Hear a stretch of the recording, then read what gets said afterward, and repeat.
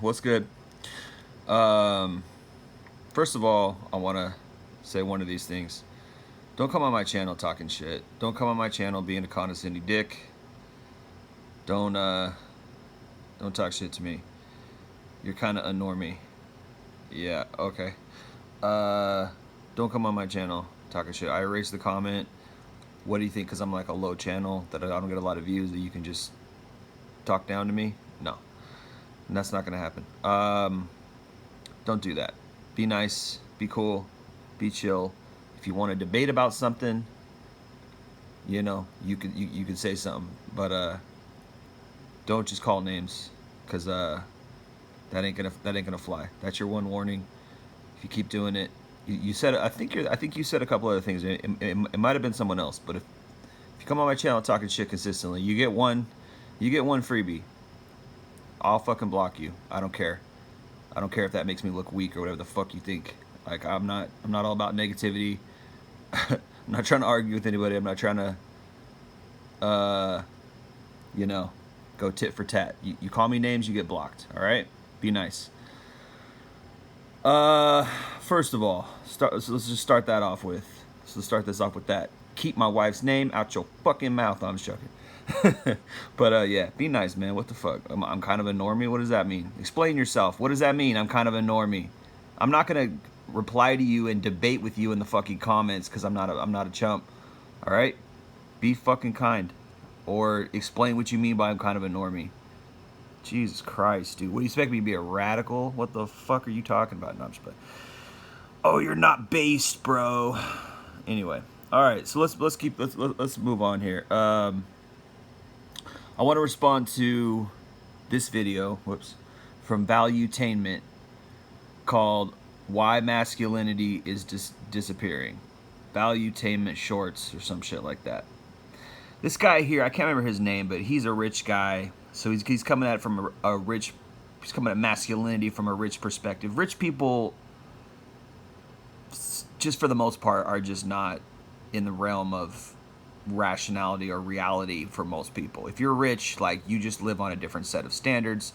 You live on a different life, period. Right? Rich people, they do not have the same problems as normies, right? As regular people, right?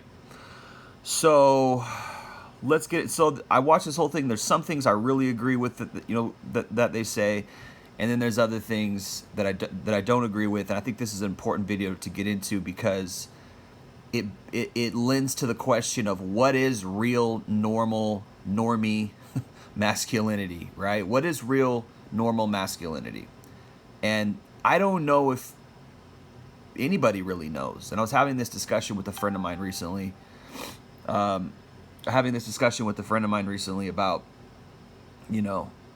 what is normal masculinity, and how is normal masculinity exhibited, and how is it,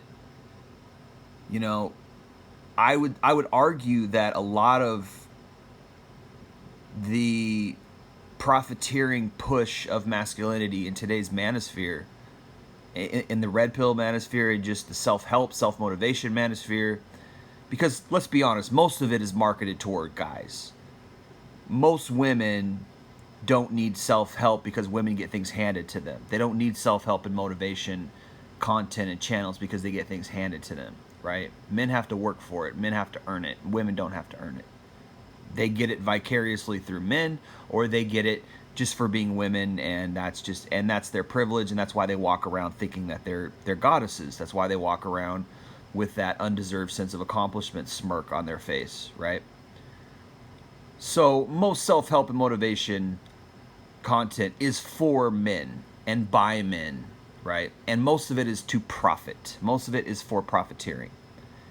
And I've talked about this before, but a lot of it is just fucking hypothetical, ideological, dumb nonsense that's not applicable in the real world, Some of it can help, like having eye contact, holding a strong frame, speaking with a strong voice, like, projecting your voice. Certain things can help you, but also it can make you look weird if you're not the type of person who just has a deep voice naturally, or you're just different, or what. It's like, what do? You know, oh, I guess I failed as a man because I couldn't project my voice or hold my frame. Like, you know what I mean? Like, it's like a lot of this alpha bullshit is way over the top, not realistic, not reality.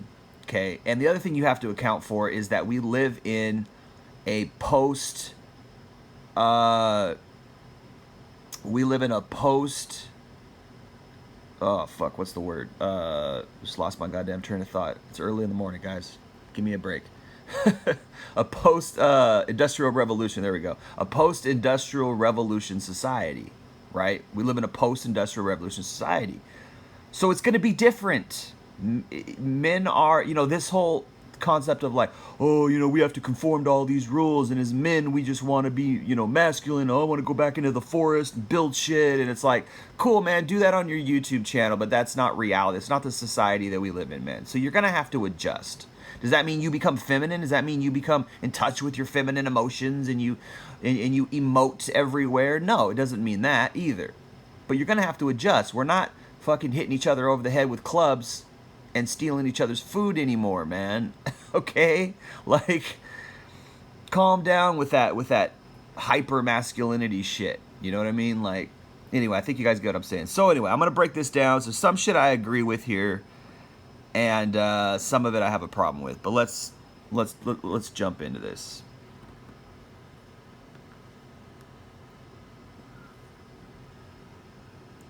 Raul says, do you guys think masculinity and men respecting themselves is dying?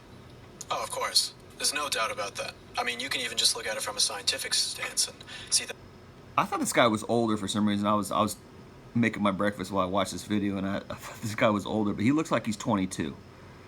So what the fuck is a 22-year-old gonna know about masculinity, right? How many valleys has he been down? How many challenges, existential challenges, I should say, has this guy faced at 22? He looks like everything he's saying is coming from a ideological standpoint. And that's the problem that I have with Jordan Peterson. Here's a guy, for instance, Jordan Peterson, not this kid, but if he's anything like Jordan Peterson, which it seems to be, he's posturing himself like, this is the first time I've seen this guy from Adam, so I have no idea who this guy is or what he's doing, right? So you could say, oh, well, you don't know him then. Well, I'm looking at his face, and he looks pretty fucking young here. He looks about 22. He's probably about 26, actually, 28 maybe. But that's still too young. I don't want to hear anything about masculinity or what it is to be a man from anybody who's younger than 40. Sorry. Why? Because you don't know shit. You don't, as far as experience is concerned. You might have a lot of book learning, but you don't know shit as far as experience is concerned. There's a funny Louis C.K. clip that I like. He's talking about how like people who go to college are stupid, and it totally makes sense. He makes a great point. Louis C.K., the stand-up comedian, artist, or whatever the hell you call him, stand-up comedian, right? He says, if you go to college, you're stupid because you've been studying one thing for the last 4 years. That totally makes sense, right? You've been studying one thing. You don't have a broad experience. You don't have a broad viewpoint like most people. Somebody who's been working construction their whole life until they're 50 years old is infinitely brighter and smarter than a young man who's 26 or 28 who just got his doctorate degree. Because he's been studying one thing for 8 years or however long, right?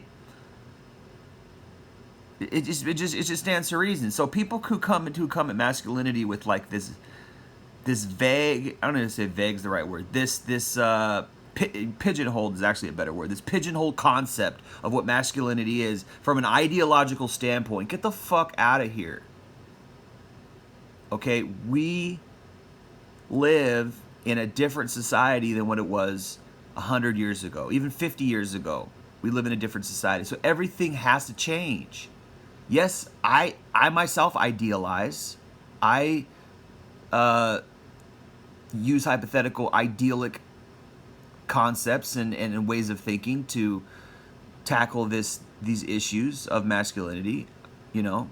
And I said in in my last video that the 1930s and 1940s and 50s and 60s, it started going out in the 1960s, but I say 1920s to 1950s was a very idyllic era for masculinity, and that's fine. But we have to adjust. How can we apply? Maybe we can take some of those principles from back then, but we have to adjust, right? We can't just, use a one size fits all and say, oh, if you don't fit into that category, what about guys who they're just skinny? Well, you say, okay, well, you put on some muscle. What if they eat and it still doesn't work? What if, you know what I mean? It's just like, do your best, and what a lot of people are doing is they have this one archetypal example, one archetypal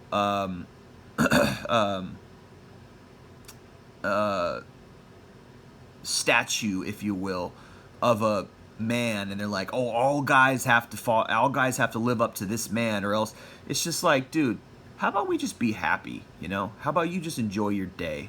You know what I mean? How about you just fucking stop worrying about how I can be more alpha and how I can stand up straighter and fix my posture so women will think I'm so alpha. And it's just like, just be happy, man. All right, anyway, I'm talking too much. I'm gonna get into this guy. So like, this guy looks like he's 20 and he's fucking theorizing about masculinity. However, with that said, I do agree with this first part what he talks about here somewhat.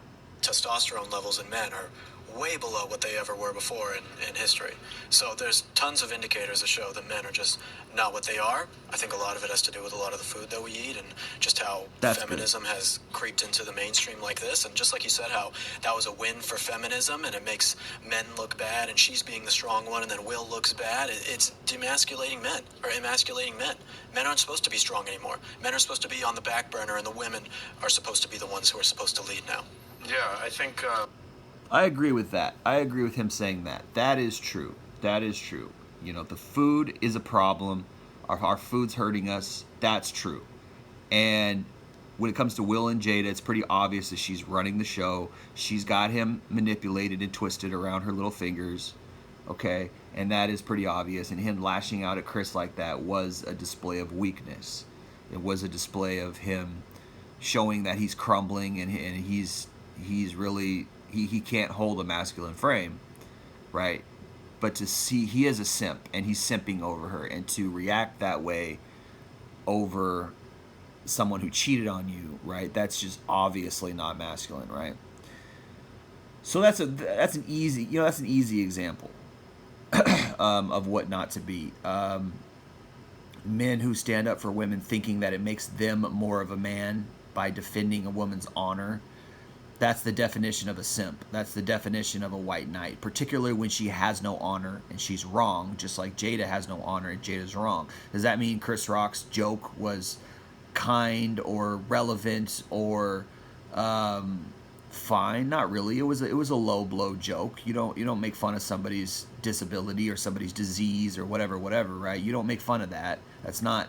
I mean, you can. I mean, I get it how people laugh at that, but that's not really a high quality joke. It's not really a high quality thing to do. It's not really a manly, masculine thing to do, to make fun of someone who is hurting or somebody who has a disability or a disease, as I said. So that's not masculine. But with that said, people testing you or a low comment or a attack or whatever tests your mettle. It tests your character, right? And this was an exposure for Will. He could have just been like, all right, fuck it, I'm not going to be friends with Chris Rock anymore. He made fun of my wife in public. He could have came out later and said that was a low blow thing to do and I don't respect it, and he's supposed to be my friend and I'm not going to be friends with him anymore. He could have just said that after the show, and the news would have he could have said it on camera and the news would have picked it up and ran with it. And they would have been like, Will Smith is no longer friends with Chris Rock. Will Smith cuts Chris Rock off from his life. And they probably would have said that's a bitch move too, but I don't think that's a bitch move.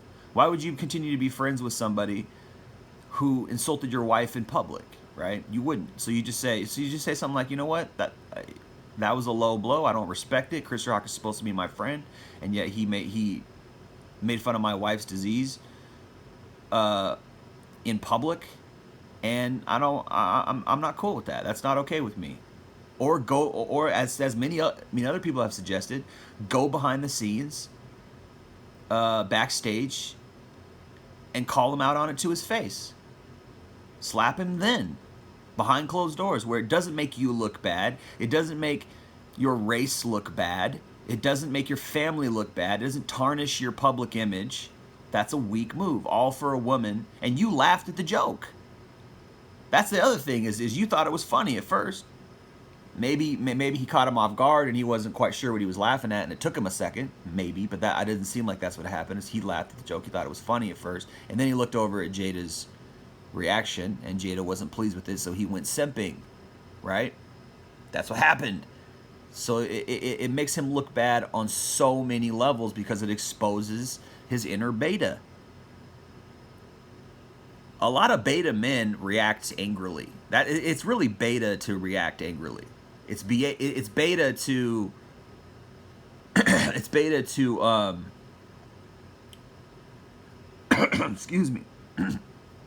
Just ate some just ate some meat with pepper on it. It's coming up in my throat. Anyway, let me get a glass of water here.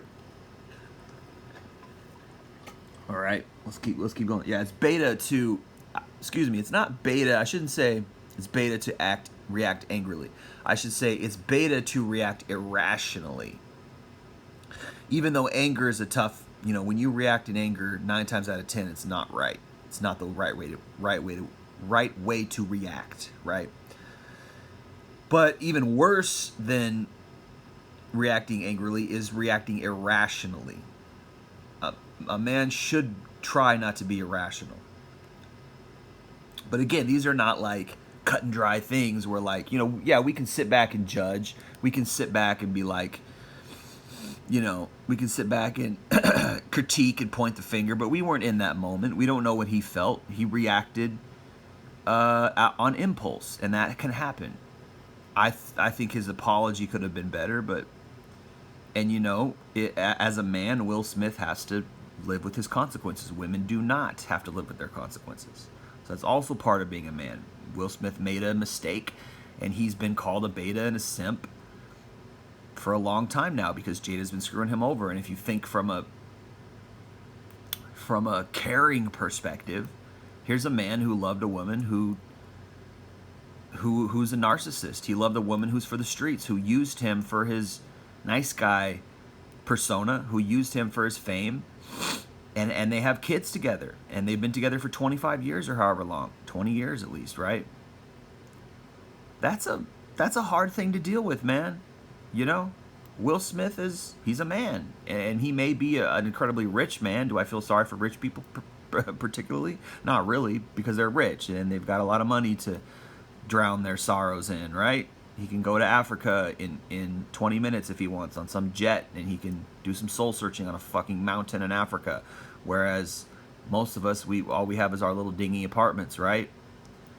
So he still has to live with it. He still has to deal with his consequences, and I don't feel sorry for him really because, he's rich and he's famous, and it is what it is. And this ain't gonna fucking ruin his life. Like some people think, oh, he's done. It's over for Will Smith. Like, shut the fuck up. The guy has $100 zillion. And he's been in amazing movies over the years. And you think he's done? What the fuck are you talking about? First of all, it's not even going to end his career. I heard some people say like, oh, nobody's gonna want to work with him in Hollywood now. Like, shut the fuck up. That's Will Smith, man. Are you high? That's Will Smith. I don't give a shit if he, well, there is a limit, but slapping somebody for insulting your wife is not going to keep you from future work. Maybe a little bit, but not really, because that's Will Smith, Independence Day, Bad Boys, right? He's fucking, Ali, right? I Am Legend. Come on, dog. That's not going to affect him. And if it does cause him, from not getting work, it ain't gonna hurt his pocketbook. Let's keep it real. Let's keep it 100. All right. So anyway, this guy talking. All right. Let's continue on because there's some things I don't agree with here. I did agree with what he said there. Our diet, right? Feminism, right? These things are affecting men. I agree with you, Will. I've kind of indirectly dove headfirst into this topic with the show that I do, Sozcast, because we focus more on dating, relationships, lifestyle, and like kind of how money factors into all that. And I've had the guests on like Rolo Tomasi, shout out to him, shout out to Fresh and Fit, and we've kind of covered this toxic masculinity that's going on. Obviously, everything that's happening in like the news with transgender and this William Thomas is the 400th best male swimmer. Now it's the #1 female swimmer. You know, things that are happening with Disney. So we've been kind of covering this. And Bill Maher hit it right on the head. I'm a big Bill Maher guy.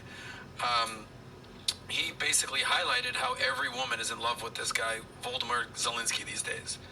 And how convenient it is when a man needs to step up and be a freaking man. That's a problem. This is a problem. Look at this.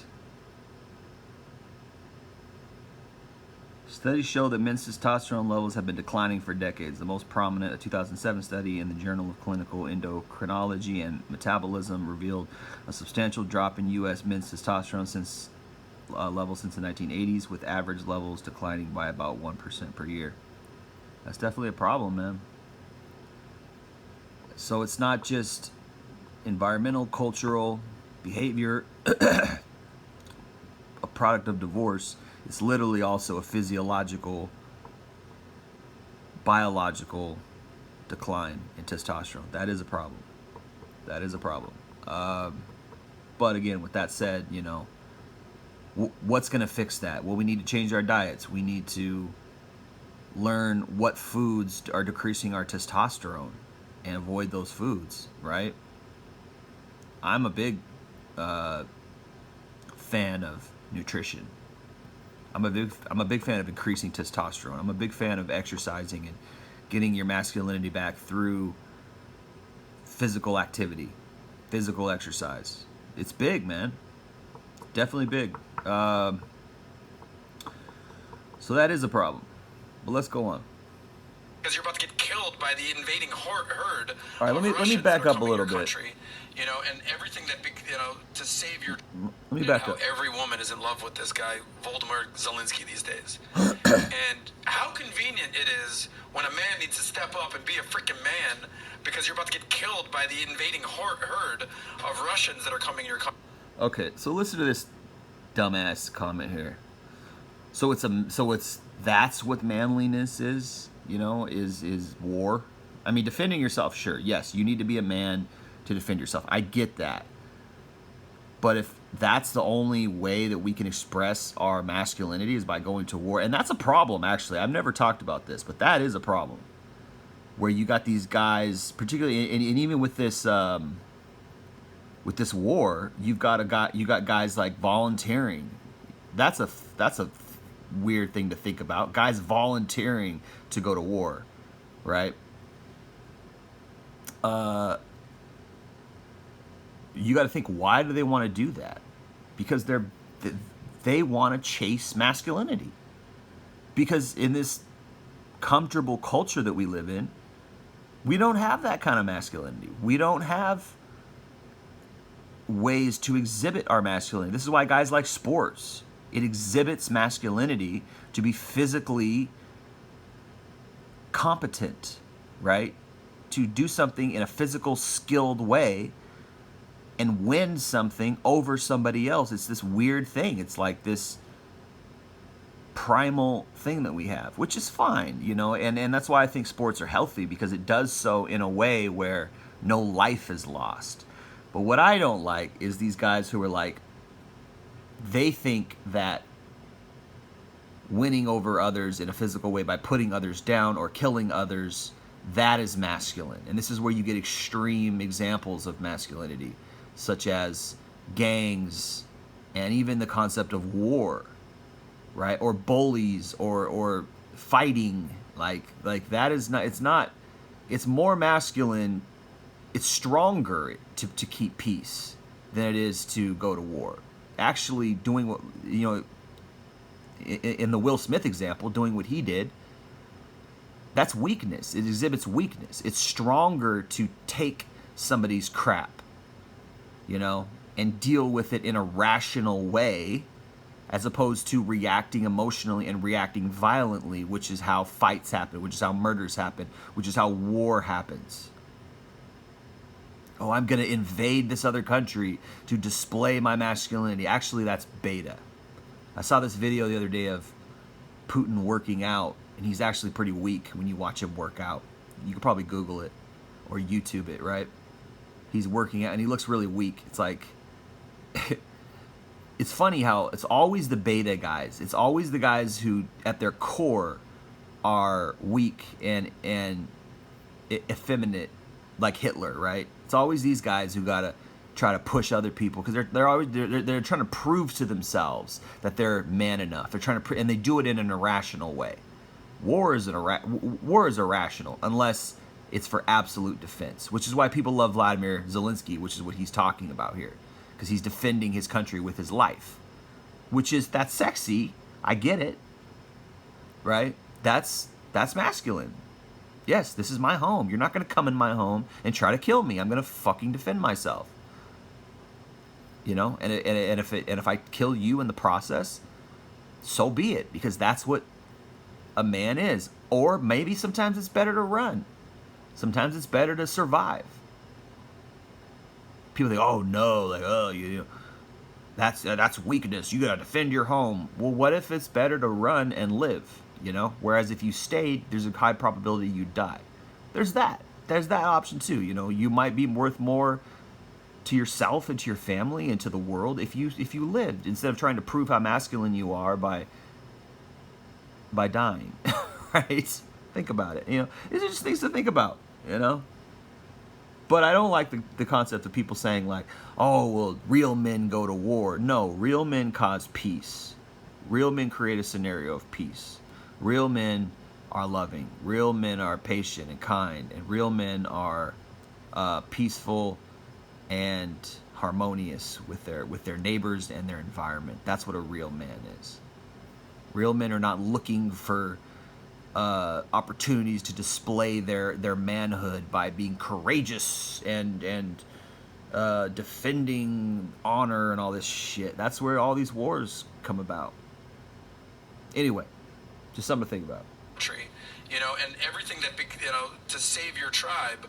But how convenient to use that masculinity at that point, but how inconvenient it is when it's just, you know, normal daily life. There you go. And that's something that I think people are grappling with. And the women's movement, shout out to women, you know, they're getting better, pay gap, everything, like they're career women, awesome. But let's not forget that men still need to be men, is ultimately what it comes down to. He made an interesting point there at the beginning. Men still need to be men, but what is that, right? Let's define that. And so much of the defining that is really for profiteering. It might be not in reality. But he made a good point there at the beginning when he said, yes, we can, you know, people applaud when we defend ourselves in war, but what about in peacetime? What does that look like? What does masculinity look like in peacetime? And he used the example of how feminists are coming along and they're trying to erode, I think is what he was implying there, was they're trying to erode masculinity when there's peace. It's like people jump on and say, oh, Vladimir, you know, they jump to uplift Vladimir Zelensky and say, oh, Vladimir Zelensky is so masculine because he's defending his country in an extreme time of war. But what about normal times? There's a video of him dressing in drag and dancing. You could probably find it. What is that? You know, that's a proponent of this liberal leftist indoctrination of society.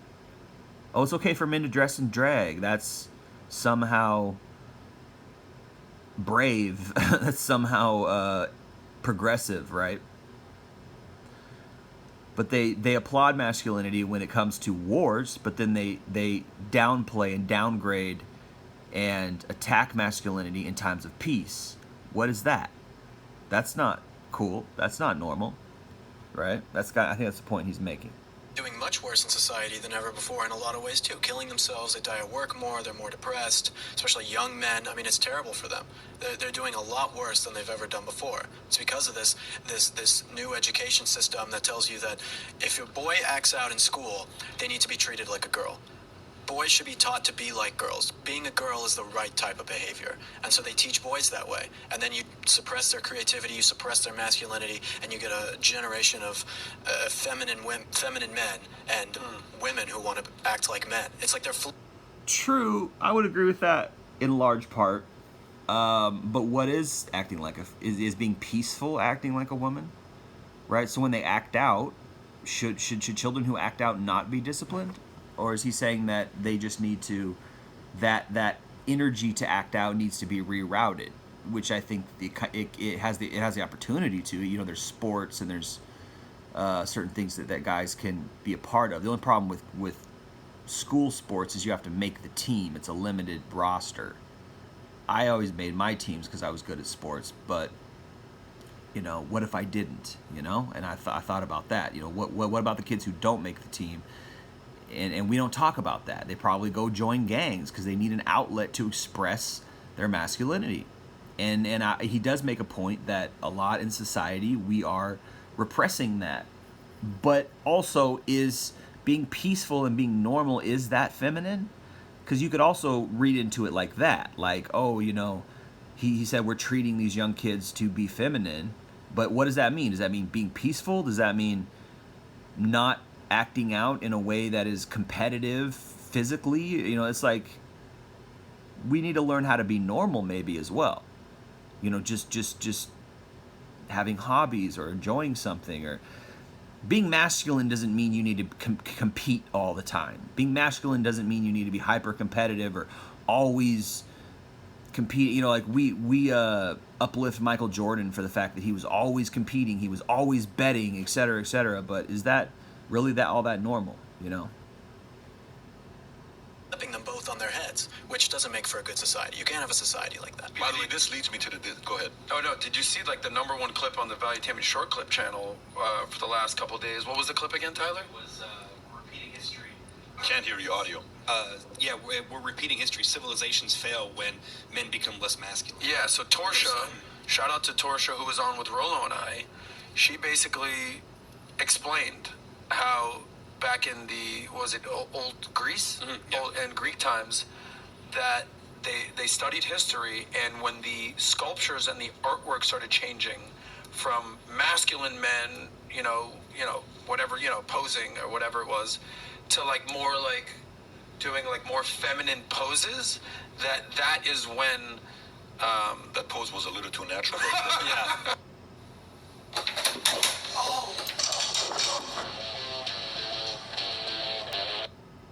This isn't Fair natural. enough. I don't know if you can. I mean, guys, I'll do that again. Yeah. But that's when history started declining, or the Greek civilization started declining, when men stopped being men. And I think that's just something that our audience will appreciate, is that just be a man up. And it's something that I think more men need to talk about. Yeah, I mean, it's too much Dionysus and not enough Apollo in terms of the Greek. And it happened the same in ancient Rome, because you had this, at the end of ancient Rome, you had this very decadent society where men were not responsible for anything, because it's not just about, you know, wearing skirts that makes you more feminine. It's about not being responsible. Being a man means being a leader. And so when you have men that aren't leaders and live in some decadent, easy society where you... That's a good point. And that's actually an excellent point as a response to what he just said, because he was saying he went all the way back to Greece, and when was Greece a superpower?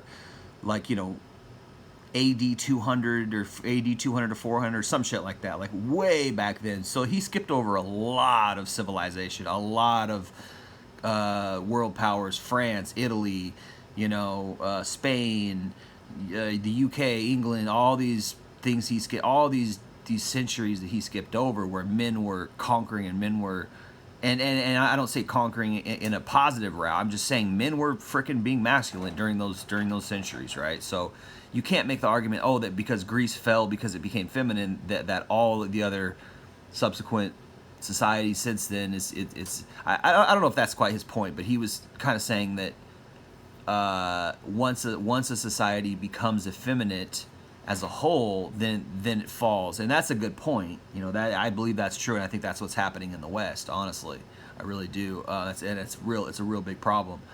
But you do see a lot of men. You know, for instance, like the noble men used to wear wigs, and they would wear these tight-fitting clothes with these socks that were, you know, up to their knees, and they walked around with these curly haired wigs and powder, and they'd wear makeup and stuff. You could argue that was extremely feminine.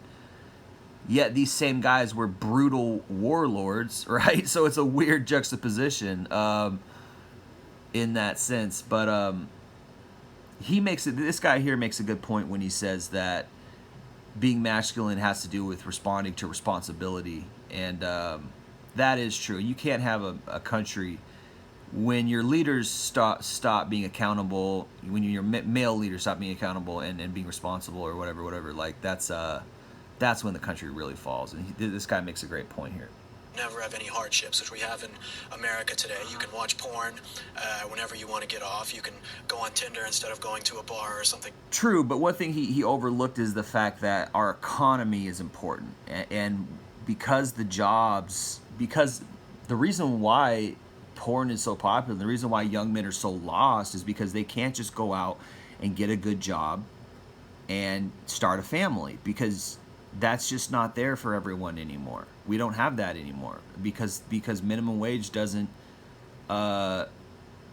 afford people to have a 2-bedroom, 2-car garage, you know, house. It just doesn't do that anymore. You can barely afford to live in to share a 1-bedroom apartment with a roommate on any kind of wage. And then people always come around and make the argument, well, you know, you should get a better job than minimum. What if you can't? What if you're not qualified? What if you don't know how? You don't have a college degree.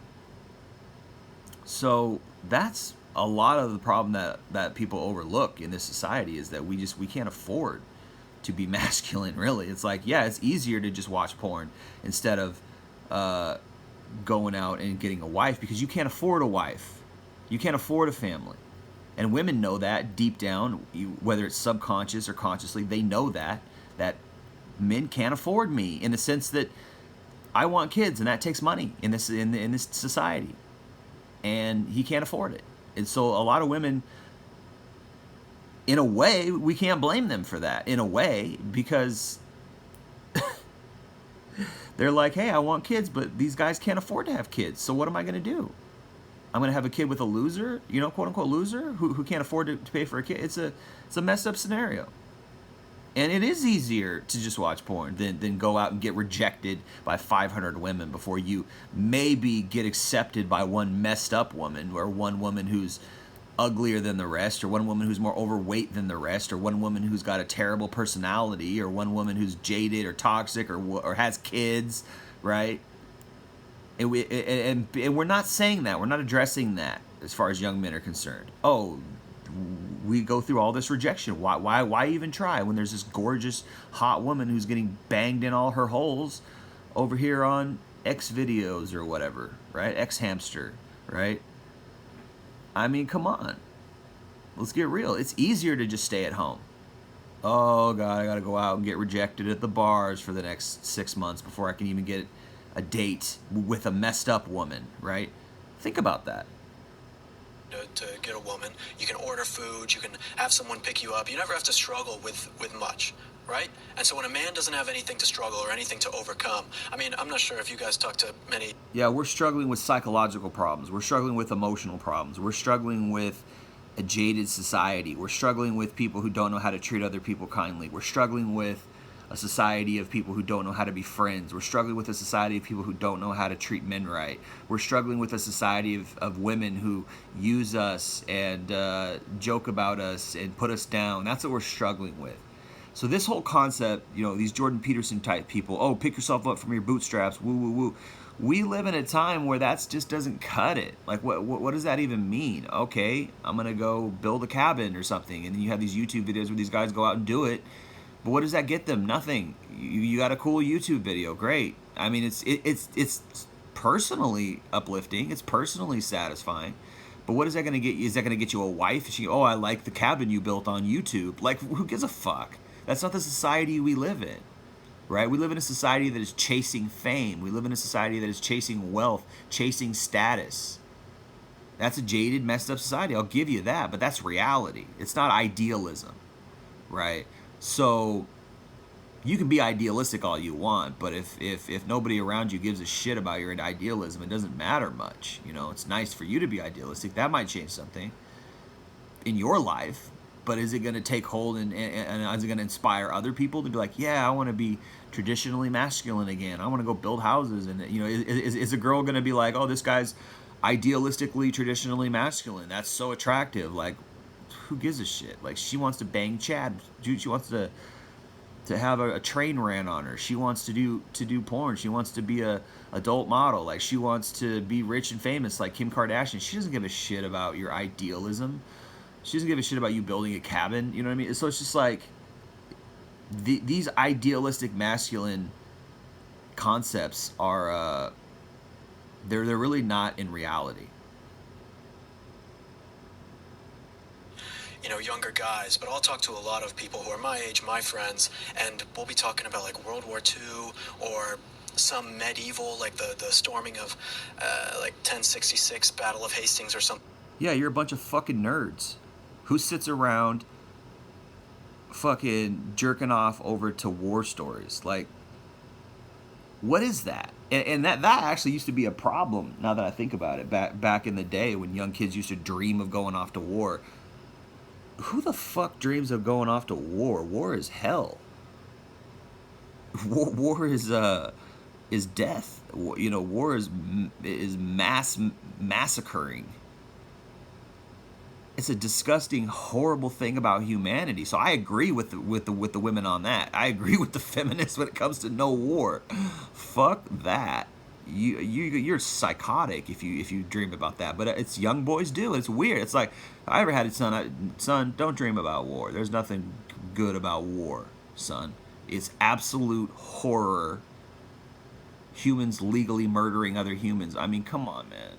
And if you do dream about war, you know, there's an interesting rap song. It's called Uncommon Valor. It's by a guy named Vinnie Paz and Ari the Rugged Man, rappers. It's called Uncommon Valor, and it shows a wonderful contrast between one guy who doesn't want to go to war and one guy who does want to go to war. And the guy who does want to go to war is portrayed as basically a psychopath.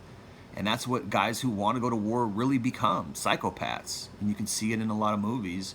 Once you start murdering and killing, you become a psychopath. And that's not masculine. It's not masculine to destroy. God is masculine, and God created. God builds up. He didn't God can destroy if things get too bad, but it's not in the same. It's not in the way you think, right? Yeah, he did destroy with with the flood in Noah's time, in Noah's Ark. He destroyed Sodom and Gomorrah because they became too immoral. All these things.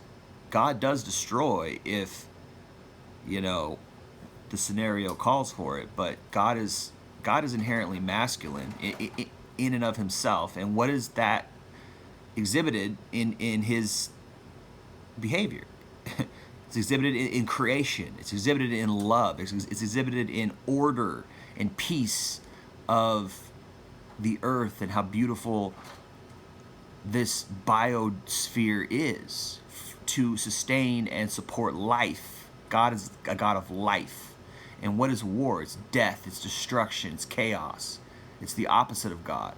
So war really is a description of the chaotic evil that's in the universe, which is personified in Satan, right? So this whole concept that going to war is somehow masculine is an evil concept. War is not masculine. War is destruction. It's not feminine either, per se. It's just destruction. That's not something to dream about. That's something you want to avoid. And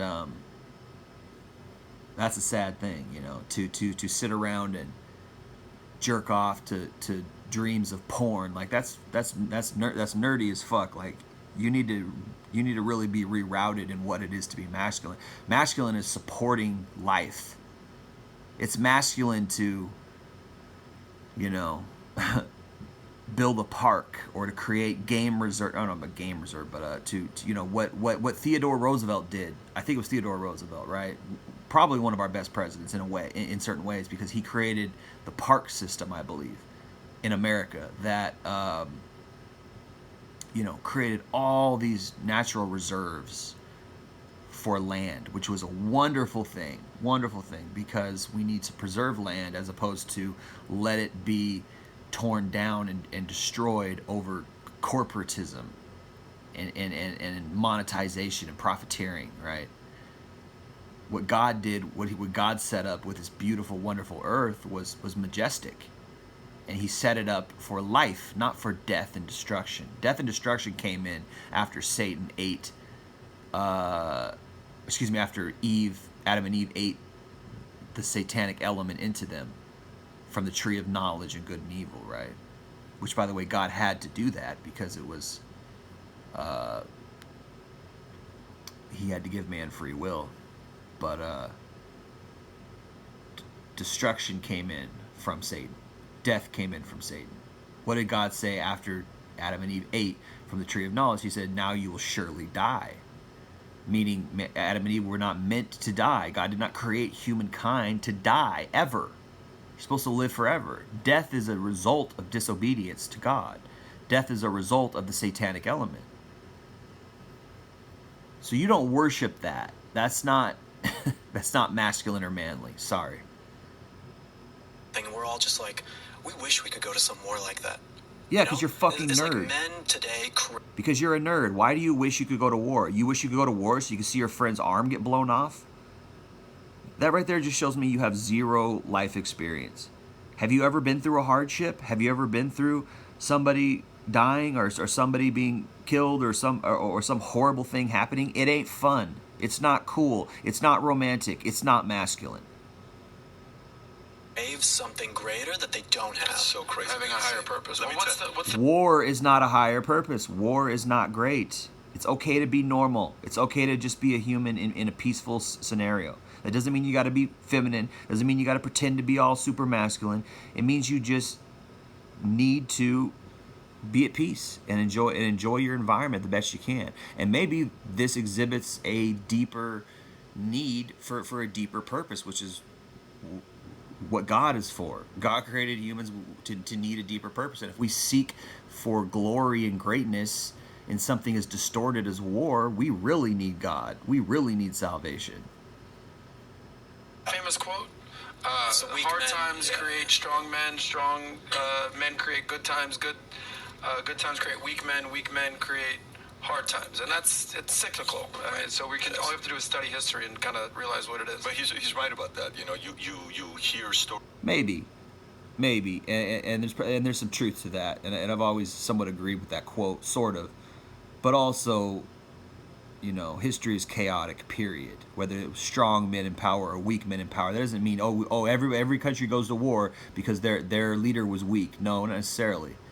War is a byproduct of sin and evil being on the earth, period, right? And I don't necessarily agree that peace creates weak men per se. There's elements that come in that create weak men, such as feminism, right? There's evil elements, and that shows you that there's a devil on the earth who's actively trying to destroy and corrupt humanity, particularly solidified, uplifted, godly humanity, particularly peaceful times.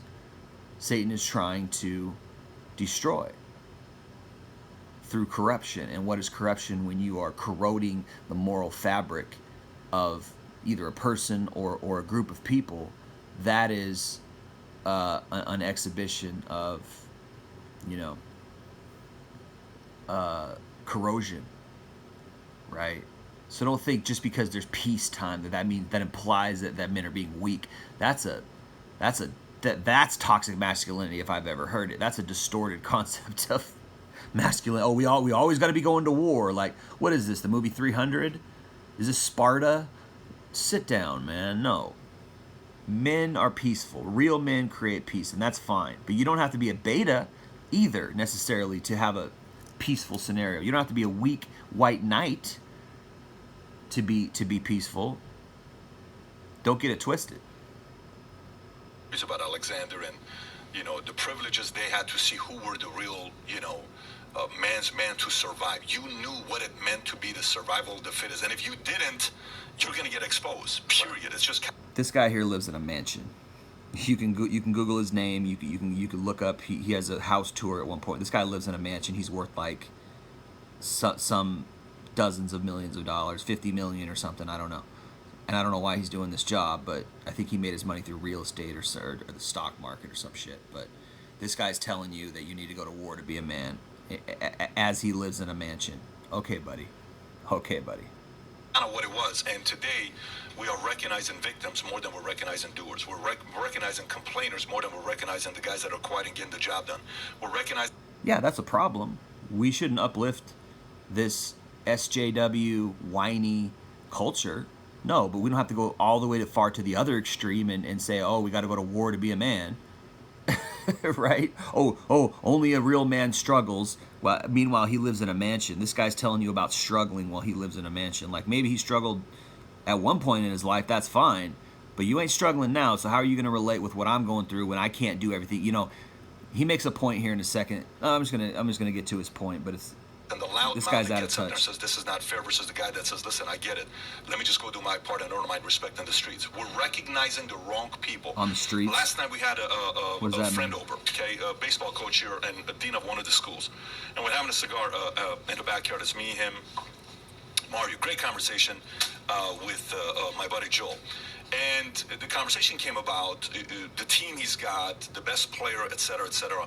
And I said, every great organization, if they have the wrong number one, that organization is screwed, okay?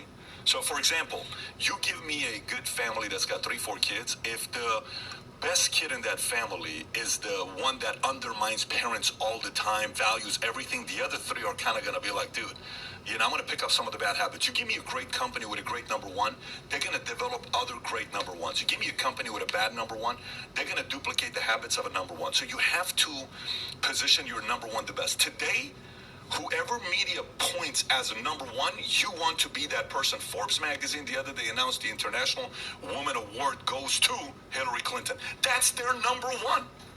That's not a bad point. I mean, people need...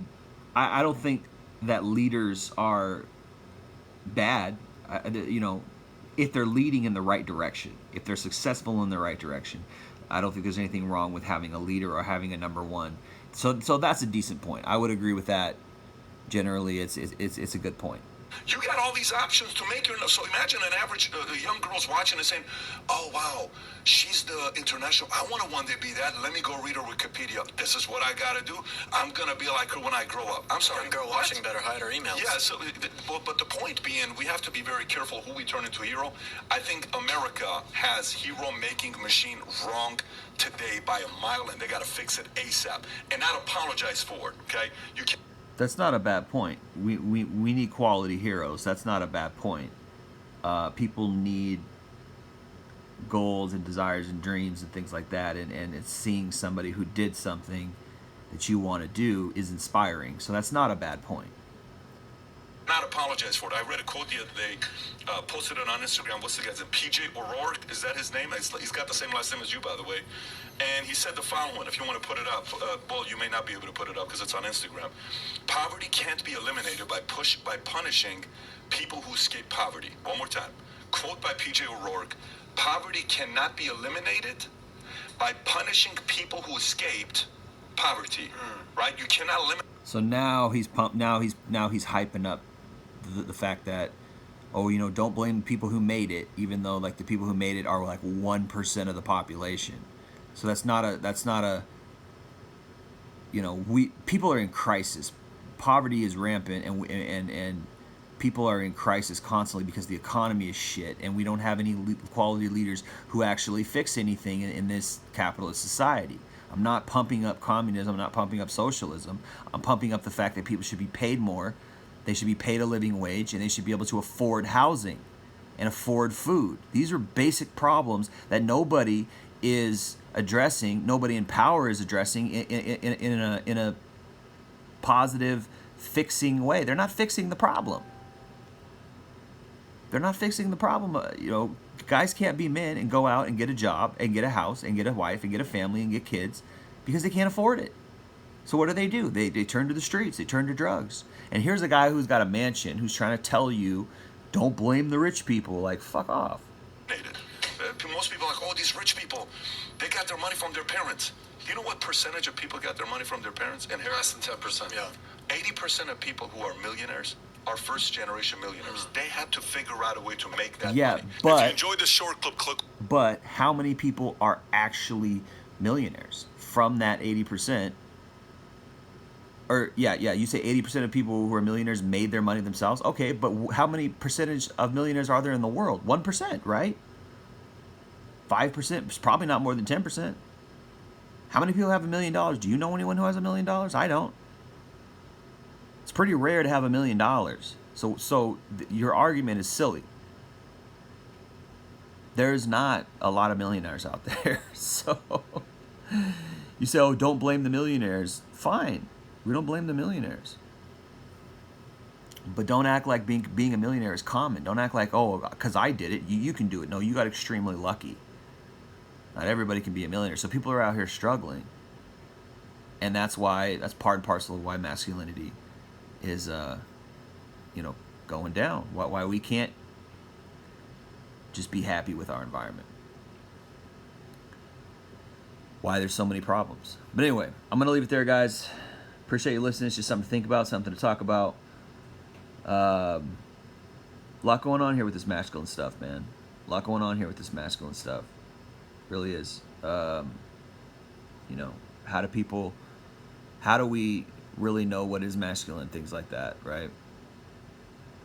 It's a lot to think about. But I'm gonna leave it there, guys. Appreciate you listening. Jay Lee, Northwest Podcast. Peace.